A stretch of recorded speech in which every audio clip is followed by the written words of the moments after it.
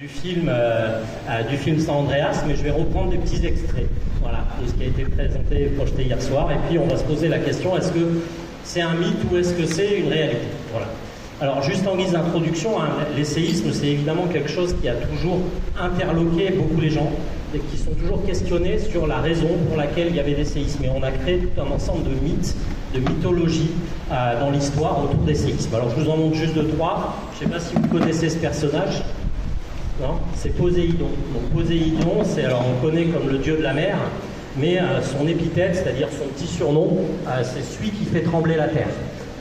Et dans la mythologie grecque, en fait, Poséidon, il a un trident, et des fois, il ne s'entend pas très bien avec Athéna, sa femme, si je ne me trompe pas. Voilà, et il s'énerve et donc il donne un coup de trident sous la terre et ça fait trembler la terre. Voilà. Donc ça, c'est la mythologie grecque.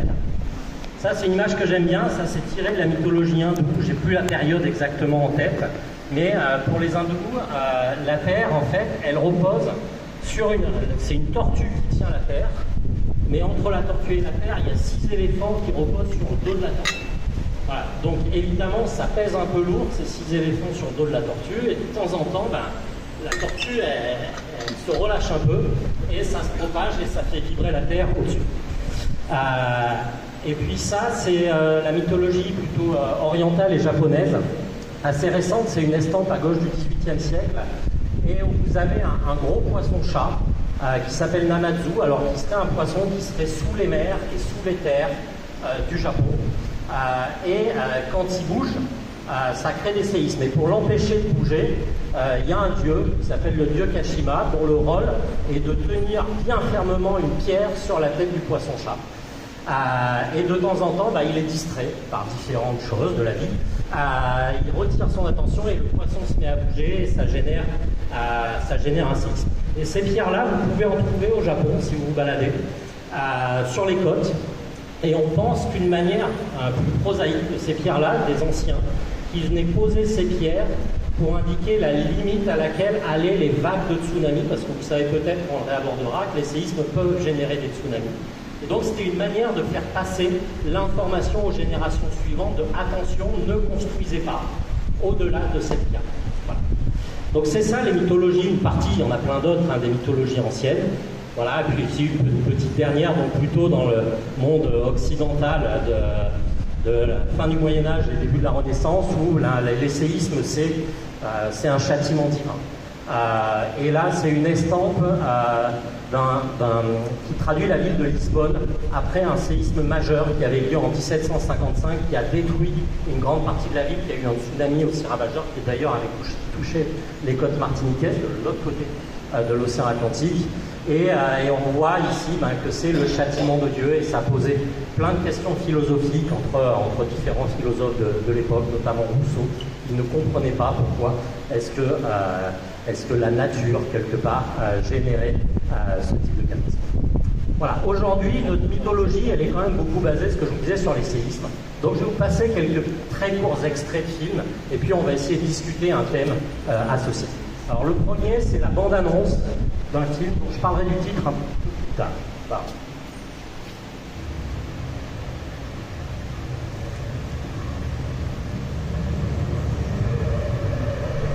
C'est le début du film, c'est le début du film.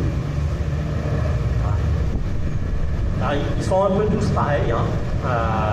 Le séisme a lieu souvent un peu au début, et voilà. Donc là, ça c'est ce qu'on retrouve dans beaucoup de films. On a l'impression que c'est un énorme fossé qui s'ouvre sur la Terre avec, là, une vague qui rentre dedans. Voilà. Vous le retrouvez d'ailleurs, s'il y en a qui ont vu San Andreas, dans le film San Andreas, où on a cette figure à un moment. Avec, il y a eu le séisme, et donc il y a eu un énorme trou qui s'est créé, et voilà, ce que les gens appellent la faille. Alors, est-ce qu'une faille, quand il y a un séisme, c'est un trou béant qui s'ouvre comme ça sur des kilomètres ou des kilomètres? Alors, mythe ou réalité? Bon, quand je suis avec des enfants, je les fais lever la main. Voilà, vous pouvez. Alors, mythe ou réalité, normalement, ça c'est assez facile, en tout cas, j'espère, je ne sais pas, pour moi. Donc ça, la réponse, elle est claire. C'est un mythe, d'accord? Il n'y a pas de trou béant quand un séisme se produit. Et c'est pas, vous n'allez pas tomber dans un trou, c'est pas ça qui malheureusement va vous blesser ou vous tuer. On en parlera après avec Jean-Baptiste, hein, c'est des problèmes de bâtiments essentiels. Voilà. Alors pourquoi il n'y a pas de trou? Parce que donc un séisme, c'est deux blocs de roches qui vont bouger les uns par rapport aux autres sur ce qu'on appelle une faille, une cassure. Voilà. Mais ils vont glisser ces blocs les uns par rapport aux autres. Ils ne vont pas s'ouvrir, ils vont glisser les uns par rapport aux autres. Alors je ne vais pas rentrer dans tous ces schémas très compliqués trop longtemps, mais en gros il y a trois manières de glisser. Soit il y a un bloc qui monte au-dessus de l'autre, soit il y a un bloc qui descend au-dessous des autres, soit les deux blocs qui coulissent horizontalement. Ce qu'on appelle, ça dépend des types de failles. Voilà. Et alors souvent en fait, cette cassure, cette rupture, elle a lieu très profond sous nos pieds, à plusieurs kilomètres, et elle n'atteint pas la surface. Donc on ne voit pas à la surface, on ne voit rien de particulier, sauf quand il y a des très gros séismes où cette cassure, elle vient casser jusqu'en surface. Et là, on peut observer et voir des failles, les toucher, marcher dessus. Alors, je vous en montre quelques exemples.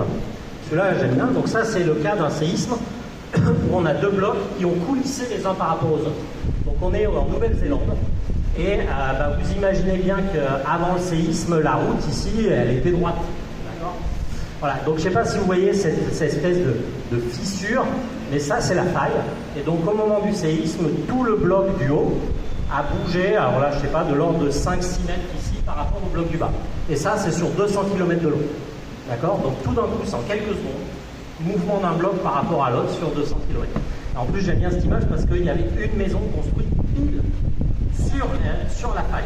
Voilà. Et vous voyez qu'elle a été complètement sciée par le bas et la partie haute a bougé, vous voyez, de 5 mètres à peu près par rapport au soubassement. Alors je la montre aussi parce que il y avait des gens dans cette maison et ils sont sortis indemnes. Voilà, donc c'est pas un truc. Voilà, un autre exemple, ça c'est le séisme en Turquie, alors c'était il y a 2 ans maintenant. Hein. Voilà, la faille elle passe ici et vous voyez, vous imaginez bien que la ligne de chemin de fer elle était droite avant, quoi. Voilà. Donc elle a complètement déformé et décalé la ligne de chemin de fer. Voilà, ça c'est une photo, alors ça c'est le cas d'un bloc qui monte au-dessus d'un autre. Ça c'est une photo que j'avais prise après un énorme séisme en Chine en 2008. Séisme de magnitude 8, on parlera de magnitude après. C'est une cour d'école, ça c'est un bâtiment de l'école. Donc c'est pareil, hein, les enfants ils jouaient sur un terrain plat pour jouer au foot. Hein. Et donc la faille passe au milieu et en quelques secondes, tout ce bloc du haut est monté, vous voyez, de l'ordre de 1 mètre au-dessus de l'autre. Et ça sur 200 km de long, encore une fois. Et puis ça c'est un bloc qui descend par rapport à l'autre, donc ça c'est en Italie. Donc c'est une paroi rocheuse, vous voyez que c'est tout blanc sur la paroi. C'est tout blanc parce que juste avant le séisme c'était sous la terre, donc il n'y a pas eu de mousse, ça ne s'est pas dégradé, hein, contrairement au-dessus. Et donc tout le bloc que vous voyez en dessous, alors la terre ici, tout ça est descendu en quelques secondes. Et alors l'échelle, vous ne l'avez peut-être pas, il y a 2 bonhommes ici, donc de l'ordre de 2 mètres par rapport à ce qu'il y a au-dessus. Voilà. Donc c'est ça en fait un séisme, hein, c'est une faille qui glisse dans un sens ou dans l'autre par rapport à un autre bloc. Donc s'il n'y a pas de troublé, clairement. Alors, de nouveau la bande-annonce de ce film, et c'est juste pour se faire plaisir. Et je vais juste discuter du titre. Alors, désolé, c'est en anglais, donc donc là on voit, je ne sais pas si vous avez vu, c'est la côte ouest des États-Unis. 90% des films avec des séismes, ça se passe en Californie et à San Francisco, ou Los Angeles. Voilà, donc là on comprend qu'il y a une faille qui casse au niveau de la Californie, probablement la fameuse faille de San Andreas, on pourra en parler. Voilà, les dégâts, etc. Bon, la fameuse ouverture qu'il faut. Voilà. Et là, donc ça vous avez compris, ça c'est du vide. Bon, on n'entend pas. En fait, voilà, il y a un scientifique qui vient dire au président qu'en fait il y a eu un séisme de magnitude 10,5. Voilà. Alors la question que je pose, est-ce qu'on pourrait avoir un séisme de magnitude 10,5 un jour sur Terre? Mythe ou réalité? Mythe? Tout à fait, mythe. Alors j'essaye de vous expliquer pourquoi. Promis, je ne veux pas vous embêter avec les équations, c'est la seule, et puis je rentre très. En gros, la magnitude d'un séisme, ce que ça dit, c'est que c'est proportionnel à la surface de la faille qui casse. Vous vous rappelez, mon histoire de faille, c'est une certaine longueur et une surface. Donc plus la longueur de la faille est grande, plus la magnitude du séisme est importante et plus les mouvements se comportent, si vous voulez. Voilà, donc il y a une relation dite linéaire entre les deux, sauf que c'est le logarithme, peu importe, de la surface. Donc ça, on l'a étudié, alors un graphique un peu compliqué, mais bon, en gros, on a pris plein de séismes sur Terre, on a pu mesurer la longueur de la faille qui avait cassé. C'est ce que vous allez retrouver en bas. Elle faisait 1 km de long, 10 km de long, 100 km de long, 1000 km de long. D'accord?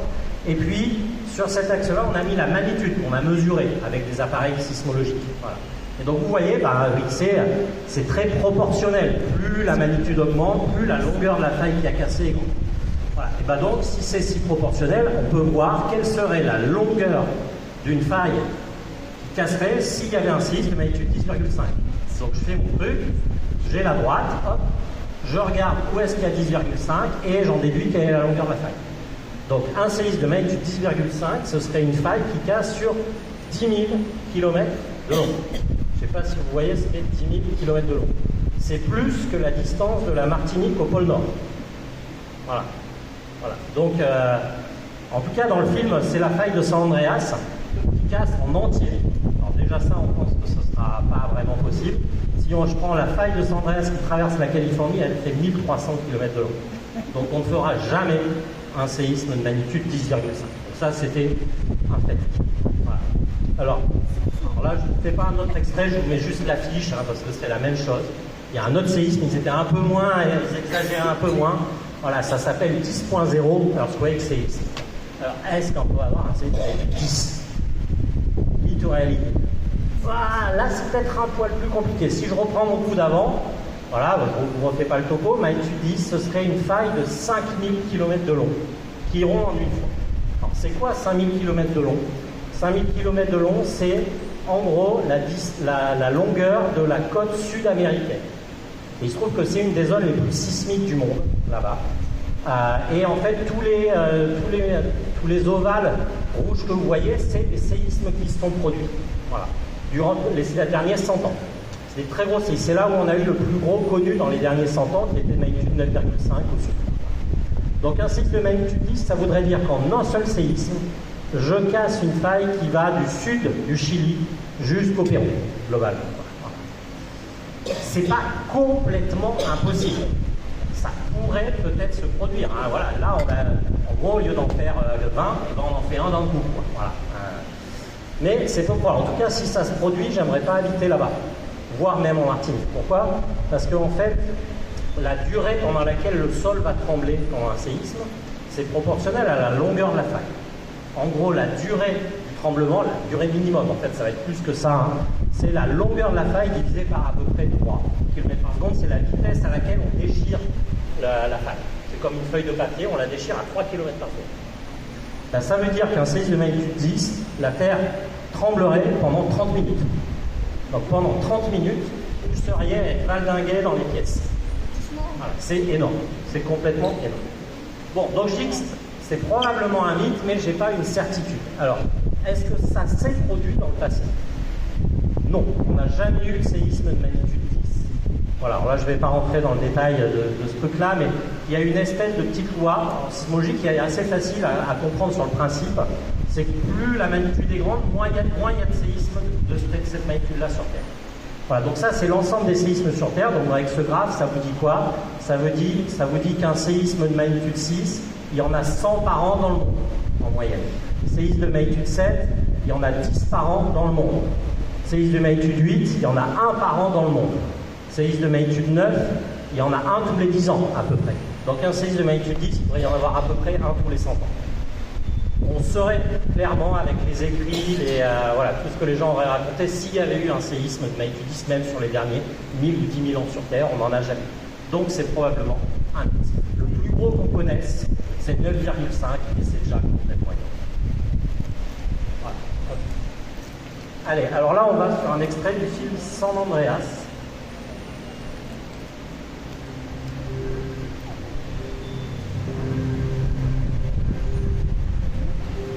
Laurence, j'ai un truc à compter. On a un séisme à faible intensité à Falco les Nevada. 23 petits séismes de 2 à 2,6 dans les dernières 24 heures. Où c'est ça, Falco, Nevada? À 55 bornes au sud-est de Vegas, peut-être à 8 bornes du barrage de Beurre. Il n'y a aucune faille sur là. de tenue. Si on y va pendant qu'il y a encore 5 minutes secousses, on pourra tester notre théorie. Et si les pulsations magnétiques augmentent avant que le séisme se produise, c'est qu'on va le prévoir. Ça veut dire qu'il faut le prévoir. Prêt? Vous allez y alors. Bon, alors la scène, parce qu'on n'entendait pas bien, assez typique de ces films-là. Un petit jeune chercheur qui arrive, qui vient voir le grand chercheur, et ils ont une méthode pour prédire les séismes. Voilà. Et ils la testent, etc. Vous le retrouvez dans plein de films. Voilà. Si vous voulez voir la suite, elle vient juste après. Alors, donc voilà, la question qu'on me pose tout le temps. Est-ce qu'on peut prédire, prévoir, je ne vais pas rentrer dans cette problématique sémantique, ainsi. Mythe, vous voyez.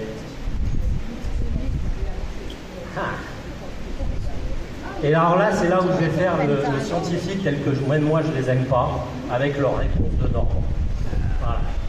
Alors, si on parle de prévision au sens météo, comme la météo, donc je pourrais vous dire, avec une relativement bonne certitude, quoi, la météo, c'est en gros, est-ce que vous voulez savoir s'il va pleuvoir fort dans 3 jours chez vous? Donc c'est où, combien, quand? Pour prédire un séisme, ça veut dire qu'il faudrait que je vous dise, il va y avoir quasi certainement un séisme de telle magnitude, tel jour, à tel endroit. Ça, on ne peut pas. D'accord? Par contre, on peut faire des trucs long terme, comme le climat. On en parlera peut-être tout à l'heure. C'est-à-dire, je peux vous dire, voilà, en gros, en Martinique, vous aurez un fort séisme. Alors voilà, là, moi, je prends des trucs larges, mais entre maintenant et dans 200 ans. Voilà, très fort. Voilà. Et je suis quasi sûr de ne pas me tromper. Donc, alors, c'est pas faute d'essayer. Il ne faut pas croire qu'on n'y travaille pas à cette question-là. Le chercheur, le sismologue qui arrive à trouver une méthode de prévision des séismes, il gagne le gros lot. Hein. Donc évidemment, tout le monde, personne ne le dit. On ne se dit pas qu'on aimerait ça, mais en fait tout le monde rêverait d'avoir la méthode de prédiction et de prévision des séismes. Alors évidemment, on essaye. Il y a un endroit où les gens ont essayé, beaucoup, c'est sur cette fameuse faille de San Andreas. Et en particulier un segment très particulier, ce qu'on appelle le segment de Parkfield. Voilà, donc la faille, alors là, vous ne voyez pas bien, elle passe là au milieu. Voilà. Et donc, vous voyez, tout ça, c'est plein de capteurs qui ont été mis par les chercheurs. Alors, pourquoi ils en ont mis plein ici? Dans un endroit très spécial, parce que dans cette zone-là, on s'est aperçu que quand on regarde dans le passé, il y a des séismes très régulièrement. Des séismes de magnitude 6. C'est gros, 6. Bouge bien, si vous êtes à côté, vous avez des gros risques. Hein. Voilà. Et en fait, dans cette zone-là, on s'est rendu compte que, voilà, il y en avait eu un à peu près, bon, je dis à peu près, 1860, 1880, 1900, à peu près 1920, un peu avant, 1930 et quelques, voilà, presque 1960. Quasiment régulièrement, en fait, tous les 22, 23 ans, plus ou moins 3 ans. Okay, donc évidemment, à partir du moment où on a eu plein d'instruments, qu'est-ce qu'ont fait les gens? Ils ont installé en prévision du futur pour voir est-ce qu'on aurait des petits signes juste avant qui nous permettraient de prédire. Il était prévu à cette période-là, entre 1988 et 1993. Voilà, donc ils ont installé à partir des années 85. Ils ont attendu. Le séisme s'est produit. Et il s'est produit en 2015. Je rencontre quelques problèmes de connexion. Veuillez réessayer plus tard. Excusez-moi, c'est pas bon. Donc même dans le meilleur endroit au monde où on avait la meilleure répétition de séismes qui s'était produit, et ben la nature nous a fait faux bon. Pas d'un petit peu, hein, elle a sauté un séisme quasiment. Voilà.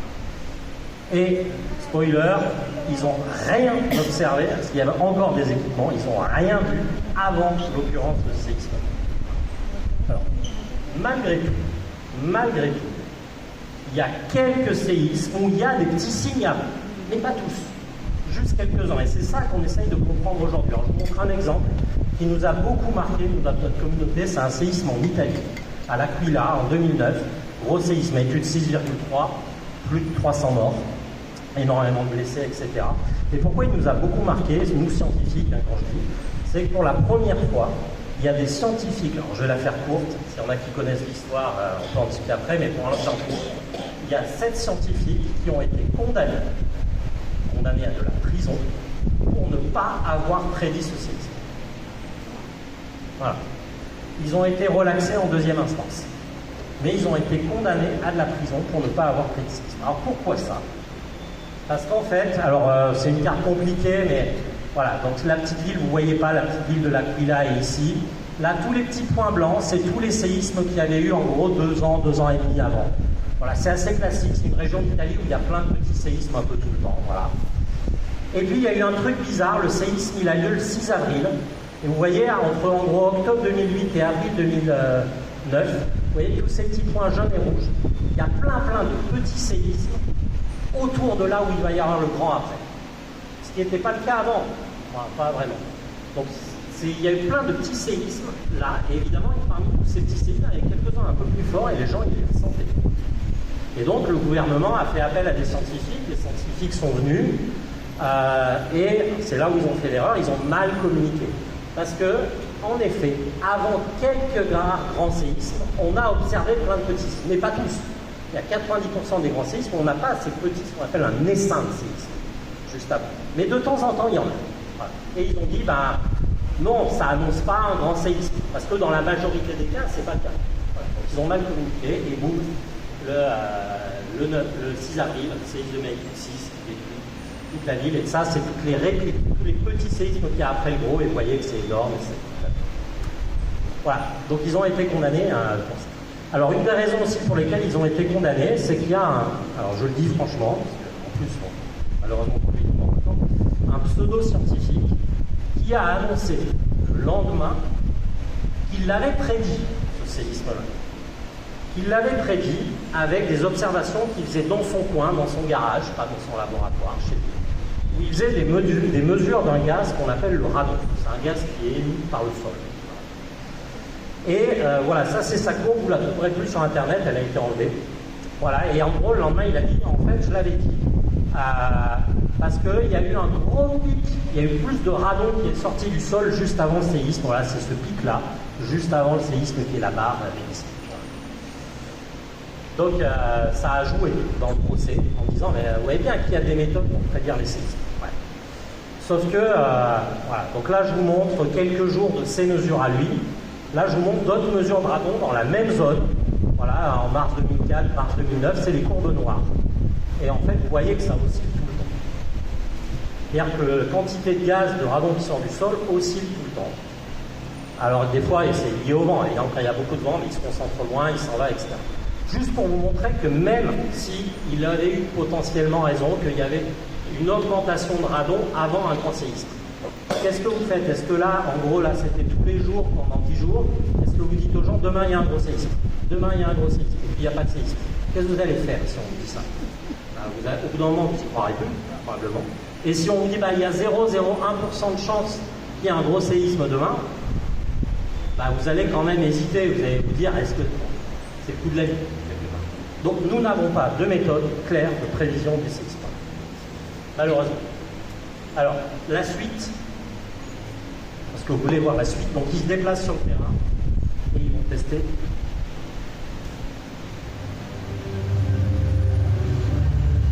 Non, c'est incroyable. C'est le troisième séisme de l'univers. Les pulsations électromagnétiques augmentent avant chaque pouce. On a un modèle, on a gagné. C'était un 2,2. Alors eux, c'est pas du radon, c'est une pulsation électromagnétique. Ça y est, mon pote, on a enfin réussi. Un peu qu'on a réussi. Vous savez ce qui va se passer. Qu'est-ce qu'il y a? Les pulsations augmentent encore, et très fort. T'es sérieux? Ok. On va être violemment secoué.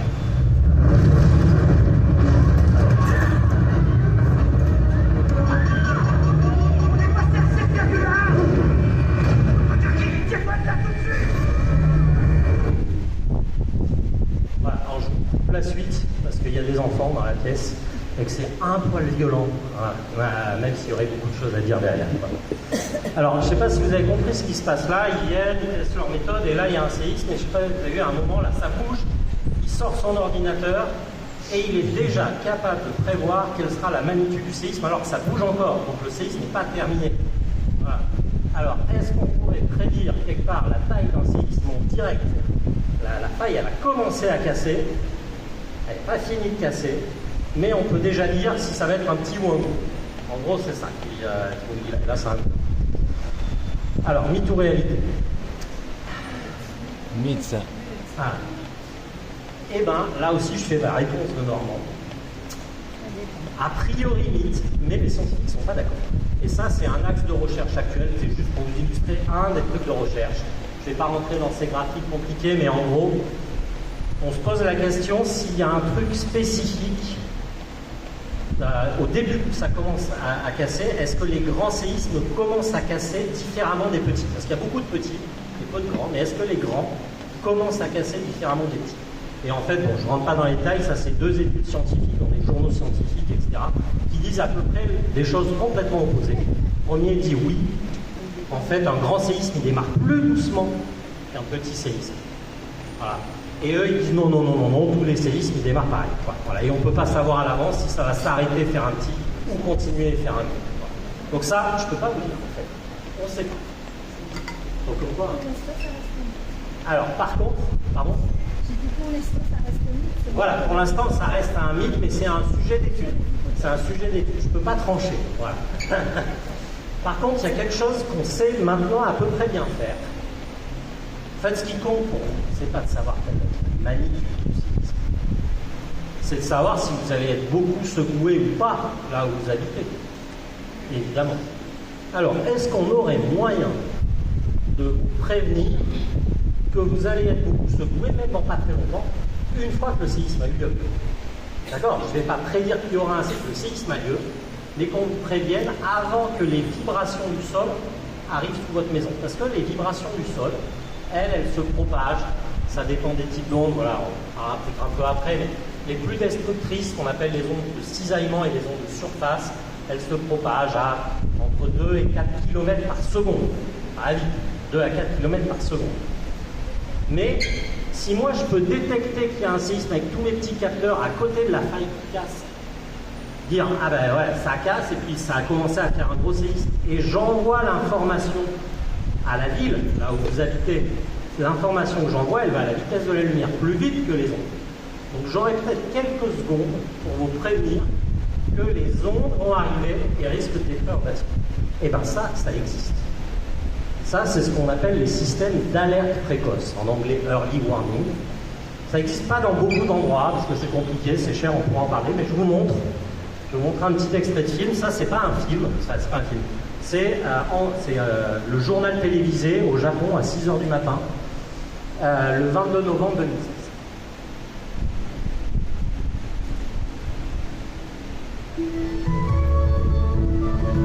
Ça, c'est ce que les gens ont vu quand ils regardaient en direct le journal du matin. おはようございます。6時になりました。Je ne parle pas NHK ニュースおはよう日本です。 Ça, c'est les titres. Hein, voilà ce qui s'affiche sur l'écran des gens. 緊急地震速報です。強い揺れに警戒してください。 Et qui leur dit attention, il vient d'y avoir un très fort séisme au large du Japon. 強い揺れに警戒してください。 Protégez-vous. 緊急地震速報です Donc là, 福島県、 voilà. 宮城県、 山形県、茨城県、 Et 栃 là, 木県 il y で a les は premières 強い揺れ caméras, に on 警 voit 戒し les てくだ premières さい。 vibrations. Vous avez vu, il y 画 a 面は福島 10 県 secondes, 15 secondes à peu près. Hein. カメラ Mais が en 15 secondes, vous faites beaucoup de choses. NHK の各放送局 En 15 secondes, vous allez vous protéger. Vous savez ce qu'il faut faire, hein, sous une table, en la tenant bien fort. Si vous êtes proche de la porte, tant que les vibrations sont arrivées, vous sortez, voilà, vous vous protégez, mais on peut faire plein d'autres choses. Au Japon, ils arrêtent les trains. Tous les trains s'arrêtent automatiquement quand il y a ce signal-là. On coupe les arrivées de gaz. Parce que c'est les feux aussi qui détruisent derrière. Donc on peut faire plein de choses en 15-20 secondes. Voilà. Donc ça existe dans peu de pays, ça existe au Japon, ça existe au Mexique, ça existe, la Suisse est en train de le mettre en place, ça existe en partie aux États-Unis, Californie et puis nord des États-Unis, il y a peut-être d'autres endroits, mais pas beaucoup en tout cas. Et c'est quelque chose un rêve, un petit rêve que j'ai pour la Martinique, dans longtemps, dans très longtemps.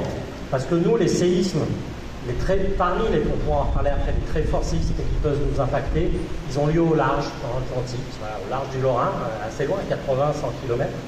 Voilà. Et là, on aurait, pareil, quelques dizaines de secondes entre le moment du séisme et le moment où les ondes arrivent. Et notre problème, c'est que ces failles, elles sont sous la mer.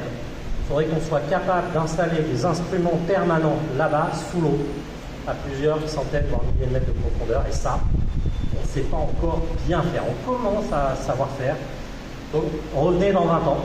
Peut-être qu'il y aura un système d'alerte précoce et vous serez prévenus sur vos téléphones portables, surtout avant que les ondes n'arrivent. Voilà. C'est quand même génial. Je vais zapper tsunami. Voilà, on pourra parler de tsunami si vous voulez avant, mais bon, le temps file et je sais qu'il y a plein de gens derrière. Je me permets de zapper. Il y avait un grand tsunami à San Francisco. C'était pour vous dire que c'est un mythe. Il ne peut pas y avoir de grand tsunami lié à un séisme sur la faille de San Andreas. Et c'est pas une grande vague. Puis je vais finir par ça. Alors ça, c'est vraiment un AV. Regardez pas ce film. Hein. Ça s'appelle Earthworm. Enfin, ça, c'est mon avis. Voilà, donc vous voyez, c'est la Lune. Alors, je vous fais juste le pitch du film en même temps. Voilà. Alors, vous allez voir avec les images. Ouais, c'est en anglais. Voilà. Il y a eu un énorme séisme sur la Lune. Ça y est, la faille, vous avez compris. Mais bon, vu qu'elle souffre, il y a peut-être plein de pierres de la Lune qui s'en vont et qui arrivent sur la Terre et ça fait plein d'astéroïdes. Voilà, donc on voit très bien la faille, entre guillemets. Attention, encore une fois, c'est pas une ouverture, c'est faux, etc. Mais le pitch du film, c'est qu'il y a eu un gros séisme sur la Lune et que ça a impacté la Terre. Donc ma question, c'est les séismes sur la Lune, mythe ou réalité? Qui veut jouer? Mythe? Bien, au moins tu te lances, c'est bien, il y a un avis, c'est important. Mythe? Mythe. Eh ben non, réalité. Ouais, il y a des séismes sur la Lune. Alors c'est une question qu'on s'est posée pendant longtemps. Alors pas moi, ceux qui à l'époque. Mais qu'on se posait dans les années 50-60. Et au moment des premières expéditions lunaires, les missions Apollo, on a installé des sismomètres sur la Lune. Ça, c'est un exemple d'un sismomètre installé sur la Lune. Et la question était vraiment de savoir est-ce qu'il peut y avoir. Alors que normalement, non. D'accord, normalement, il ne devrait pas y en avoir. Voilà, les petits savent pas, les grands se rappellent peut-être qu'on leur a parlé de tectonique des plaques à un moment pour ces plaques qui bougent à la surface, et c'est parce qu'il y a cette tectonique des plaques qu'il y a des séismes. Et on sait clairement qu'il n'y a pas de tectonique des plaques sur la Lune, c'est une planète morte complètement. Et donc il ne devrait pas forcément y en avoir. Donc ils ont installé des sismomètres, voilà. Et voilà un enregistrement, un sismogramme d'un. Alors c'est pas un tremblement de terre, c'est un tremblement de Lune. Voilà, enregistré par un de ces casseurs. Et en fait, c'est bizarre, enfin, mais en gros, des séismes sur la Lune, il y en a quand même pas mal. Alors, il y en a, c'est pas des vrais séismes, parce qu'il y a des petites météorites qui impactent la Lune et ça fait vibrer le sol, qu'on enregistre, mais c'est pas un séisme. Mais on a découvert des vrais séismes. Alors, il y en a à quelques kilomètres, jusqu'à 30 km sous nos pieds, enfin, sous nos pieds, non, c'est pas sous les pieds qu'on appelle les habitants de la Lune, les sélénites, voilà, c'est ça. Alors, il n'y en a pas, je crois pas. Voilà, donc dans la croûte, quelque part, de la Lune. Et ça, on pense que c'est lié à l'attraction terrestre. Non, pardon, je me trompe. Non, ça, c'est lié aux variations de température. Parce que côté soleil, il fait très chaud la journée. Dès que ça passe du côté nuit, je crois que c'est des amplitudes de 200-300 degrés à la surface. Et donc, c'est comme des pierres, c'est comme du métal. Ça se contracte, ça se dilate, et donc ça fait craquer. Voilà. Et plus étonnant, on a trouvé des séismes à la base du manteau de la Lune, donc c'est 1000 km de profondeur, des choses qu'il n'y a pas sur Terre. Voilà. Et ça, c'est encore une grande question. Et on pense que ça, c'est lié à des forces d'attraction, de marée, liées à l'attraction de la Terre sur le manteau de la Lune. Donc ouais, il y a des séismes sur la Lune. Et bien après, on s'est posé la question, est-ce qu'il y en a sur d'autres planètes? Et une des planètes, c'était Mars. Voilà. Alors Mars, pendant des années, on a essayé d'envoyer des sismomètres, ça n'a jamais marché. Il y en a eu un fait par des Français, il est parti dans l'espace et puis la fusée est retombée. Voilà, parce qu'il s'était trompé entre le système métrique et le système américain sur la trajectoire. Peut-être. Mais finalement, on y est arrivé. On a posé un sismomètre sur la Lune il y a 6 ans maintenant. Voilà, sur Mars, voilà. Et juste parce que, voilà, Pierre, ce sismomètre, il a été fabriqué par l'Institut de physique Globe de Paris, qui est l'organisme qui gère l'observatoire volcanologique où je travaille en Martinique. Voilà. Et cet appareil, il a enregistré des séismes sur Mars. Voilà, je ne vais pas vous expliquer tout ça, je vais juste vous en faire écouter un pour finir. D'accord? Alors, normalement, vous ne pouvez pas les entendre, ces séismes. Hein. Voilà. Donc, parce que les vibrations sont trop basse fréquence pour nos oreilles. Donc là, ce qui a simplement été fait, on a comprimé le signal pour le rendre audible par nos oreilles. Alors, c'est ténu, hein.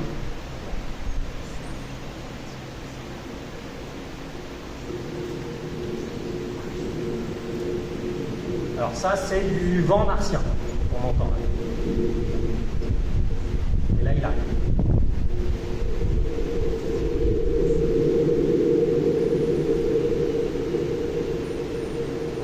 vous avez entendu un séisme sur Mars. Voilà. Pas énorme, mais moi ça me fait un petit peu de frisson à chaque fois de me dire qu'on peut entendre un séisme sur Mars. Après, ça c'est pas un séisme, c'est le bras qui a eu un problème qui tient le sismomètre. Voilà. Voilà, c'est terminé. Alors j'ai plein de transports, mais je vais peut-être les garder s'il y a des questions derrière, plus sur le côté martiniquais, les séismes en Martinique, etc. Si vous avez des questions derrière, pour laisser la parole aux autres auditeurs ce soir. Mais on peut y revenir maintenant ou plus tard si vous le souhaitez. Vous voyez que j'en ai encore plein. A-t-il un truc quand même? Si vous ressentez un séisme, parce que vous en sentez régulièrement des séismes en Martinique, hein, s'il vous plaît, voilà, si vous êtes dans un état voilà, pas complètement voilà, soit blessé, soit en catastrophe, allez témoigner. Vous allez sur un franceséisme.fr et vous remplissez un questionnaire qui vous demande ce que vous avez senti. Est-ce que les lustres ont bougé, vous aurez des questions, est-ce que vous êtes réveillé la nuit, etc., etc. Et ça, c'est des données qu'on utilise, nous, scientifiques, qui sont majeures. Pourquoi? Parce qu'en Martinique, on a 20 capteurs sismiques sur l'ensemble de l'île. Et on a combien? 360 000 habitants. Et chaque habitant est un capteur sismique. Donc on a beaucoup plus d'habitants capteurs sismiques que d'appareils. Même si vous êtes moins sensible que nos appareils, c'est vraiment des données importantes pour nous. Donc allez témoigner. Voilà. Merci beaucoup. Merci. Ouais, bah, moi je peux prendre une question maintenant, il n'y a pas de problème. Merci. Bonsoir à tous. Juste des séismes de la même intensité. Par exemple, à Haïti, il y a eu un séisme de magnitude 7,3. Nous en avons connu un également à la Martinique, de 7,3 en 2007. Et les conséquences n'étaient pas du tout les mêmes. Alors, question de profondeur, je suppose. C'est plein de raisons, mais oui, la première, c'est la profondeur. Le séisme d'Haïti, donc c'est des failles qui ont coulissé, comme ça, sauf que la faille, comme celle que je vous ai montrée, si vous vous rappelez, au tout début avec la maison découpée, cette faille-là, elle passe au sud de la ville, dans la ville quasiment, quoi. Voilà. On voit la trace en surface de cette rupture aussi du séisme d'Haïti. Donc déjà, il est très proche de la ville, quoi. Voilà. Tandis que le séisme en Martinique de 2007, je vous l'ai mis là, alors sur le contexte, j'en profite pour expliquer, mais nous on a des séismes, il y a deux plaques. Alors là, ça ne coulisse pas l'une par rapport à l'autre. On va dire qu'il y en a une qui passe dessous, et donc ça fait monter l'autre. Donc c'est la plaque amérique qui passe sous la plaque caraïbe. Ce séisme-là, il a eu lieu dans la plaque qui plonge, il y a à peu près 150 km de profondeur. Donc en fait, avant d'arriver sur la Martinique, il y a 150 km de trajet et les ondes se sont atténuées. Première raison. Deuxième raison, et je pense que Mme Jean-Baptiste pourra en parler mieux que moi, les bâtiments. Voilà. Évidemment, le mode de construction qui a beaucoup joué.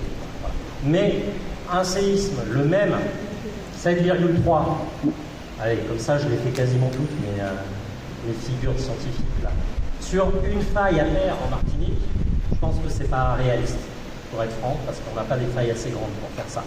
Mais bon, comme les petits, entre guillemets, je suis désolé, c'est que des petits séismes, même si vous les avez sentis, celui qui a eu le 22 mars à Sainte-Marie, ou ceux qui a eu au Lamentin, c'est magnitude 3, voilà. Mais si on a un magnitude 5-6, évidemment, s'il est à 150 km, il ne fera rien. S'il est à côté de chez vous, là on aura des dégâts. Voilà. Donc oui, distance, construction, effet de site. Si vous êtes une maison sur du rocher par rapport à des sédiments tout mous, la différence va être majeure, mais je crois que tu en parleras. Alors, juste une autre question. Parfois, les différents séismes qu'on a ressentis, alors certains séismes, j'ai eu le sentiment de bouger comme ça, et d'autres, j'ai eu l'impression de... Super. Ouais, très bien. Non, dites-moi, c'est important. Faites le geste. Ouais, la vague. D'ondulation. Ouais, voilà, d'ondulation. Un peu comme ça. C'est ça. Voilà. Ouais, ok. Très bien, très intéressant.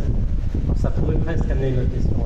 En fait, quand il y a un séisme, ça propage des ondes dans le sol, un peu de la même manière que quand moi je parle, je propage une onde dans l'air qui vous arrive à votre oreille. Sauf que quand je parle, il n'y a qu'une onde qui arrive à votre oreille. Dans le sol, il y a plusieurs ondes qui se propagent. La première, c'est la même que quand je vous parle dans l'air, ce qu'on appelle une onde de pression, on l'appelle onde P, c'est la première, elle va très vite. Pour un séisme pas trop fort, vous ne le sentez pas. Il y en a une deuxième après qui est une onde de cisaillement. Donc ça fait cisailler le sol. Voilà. Alors ça, dans l'air, ça n'existe pas. Mais si je pouvais vous parler sous terre, en fait, vous m'entendriez deux fois à quelques secondes d'intervalle. Parce qu'elle va un peu plus lentement, donc elle arrive après. Elle fait cisailler. C'est ça. Et puis après, qu'elles sont un peu plus lentes, vous avez ce qu'on appelle des ondes de surface. Je vous explique pas le mécanisme, mais c'est parce qu'il y a l'air et la terre, voilà. Et donc ça, il y en a deux. Il y en a une qui fait un mécanisme de roulis. Voilà. Je suis pas marin. Roulis, ouais, c'est comme ça, le roulis. Voilà. Mais donc c'est le geste que vous avez fait avant, comme ça, avant, arrière, et en fait ça monte, ça descend. Et il y en a une autre, c'est plutôt du tangage. Voilà. Et en fait, c'est comme ça. Voilà. Et celles-là, elles sont un peu plus longues, donc elles arrivent encore après. Et c'est souvent celles-là qui sont les plus destructrices pour les bâtiments, et c'est le gros ressenti. Mais avant un séisme, on entend au loin, à chaque fois, j'entends au loin un bruit. Très bien. Alors, je m'étais dit que ça allait amener à la question soit du bruit, soit des animaux. Voilà, une des deux. Alors oui, c'est cette fameuse première onde dont je vous ai parlé. Parce que je vous ai dit témoigner, mais en fait, vous êtes des très mauvais capteurs sismiques. Hein. Alors, l'homme est un très mauvais capteur sismique, contrairement à certains animaux. On va en parler si vous voulez plus tard. Mais en fait, cette première onde qui est une onde de pression, donc, il faut imaginer qu'elle se trimballe dans le sol et à un moment, elle va toucher la surface et elle pousse l'air. Et donc, si elle pousse l'air, c'est que moi, quand là, je suis en train de pousser l'air, je crée un son. Et ce son se propage et vous allez l'entendre, alors ne vibrez pas, si vous n'êtes pas très sensible. Donc, vous avez souvent un son qui précède de quelques secondes la vibration. Mais ce n'est pas une prédiction, ce n'est pas un signal qui s'est produit avant le séisme. En fait, c'est la première onde que vous sentez pas. D'autres questions? Sinon, on passe à la suite. On va donner le micro à Mme Jean-Baptiste, qui est de l'Association française du génie parasismique, la FIS.